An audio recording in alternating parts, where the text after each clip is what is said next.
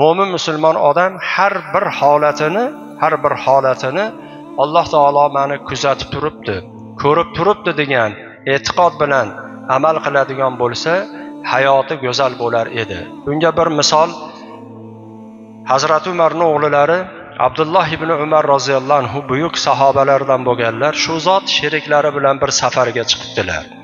Safarda yurib borib bir joyga o'tirib dasturxon yozib sheriklari bilan, hamsafarlari bilan obi taom yeb ichib olaylik debdilar. Ana shu holatda tursalar, bir chorva boqadigan cho'pon kelib qoladi. Shunda haligi cho'ponni ham kel biz bilan yeb ichgin deb dasturxonga chaqiradilar. Abdulloh ibn Umar roziyallohu anhu. Shunda cho'pon o'zini ro'zador ekanligini aytadi. Shunday issiqda qiynalib ro'za tutyapsanmi deydilar. Sahro sharoiti, muhtaram azizlar, bilasizlar. Ha, men qazo qilib qo'ygan ro'zalarimni qazosini tutishlikka men shashilyapman deb shuni o'zini holini ro'zador ekanligini bayon qildi. Shunda bo'lmasam qo'ylaringdan birini bizga sotgin dedilar. Uni biz so'yamiz, pishiramiz va kechki dasturxonda iftorga o'zing ham yeysan dedilar. Abdulloh ibn Umar roziyallohu anhu. Shunda haligi cho'pon aytdiki, bu qo'ylar afsuski meniki emas-da. Bu xo'jayinimning qo'ylari-da. Men buni bera olmayman, sota olmayman dedi.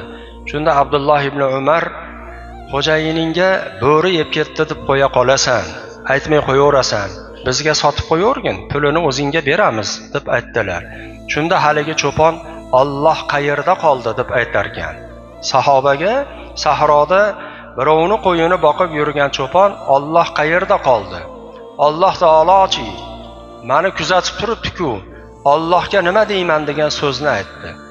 Shundan keyin Abdulloh ibn Umar roziyallohu anhu safarlariga bordilar va hojatlarini bitirib, ishlarini bitirib Madina Munavvaraga qaytib kelganlaridan so'ng haligi cho'ponni, xo'jayinini va o'zini ham toptirib olib keldilar va voqeani xo'jayiniga eslatdilarda, xo'jayindan haligi cho'ponni, qulni pulini berib xo'jayiniga sotib oldilar va yana kamiga o'sha xo'jayinni hamma qo'ylarini, suruv qo'ylarini pulini berib sotib oldilar va cho'ponga hadiya qildilar va cho'ponni o'zini ham ozodsan Allohning yo'lida dedilar. Qarang, uni e'tiqodi Alloh taolo meni ko'rib turibdi-ku, Allohchi degan so'zni aytganligi uchun Hazrat Umar roziyallohu anhu bundan yomonlik chiqmaydi. Chunki har bir so'zini, amalini Alloh meni ko'rib turibdi, Allohchi degan e'tiqod bilan qilyapti degan ma'noda mana shunday bir ajoyib ishni javobni qilgan bo'ldilar Abdulloh ibn Umar roziyallohu anhu. Agar har bir inson oilada ham, o'zgalar bilan bo'ladigan munosabat, muomalada ham va albatta bu nabotot bo'ladimi, jamoadot bo'ladimi, hayvonot olami bo'ladimi, Alloh meni ko'rib turibdi, Allohchi degan e'tiqod bilan agar muomala, munosabat qilib bir-biriga haqqini ado qiladigan bo'lsa, bu ajoyib bir hayot tarziga aylanar edi. O'sha insonni, o'sha shaxsni dunyosi albatta, hayoti kerak bo'lsa, oxirati ham go'zal bir saodatlik, mukofotlik bir holatda bo'lar edi azizlar.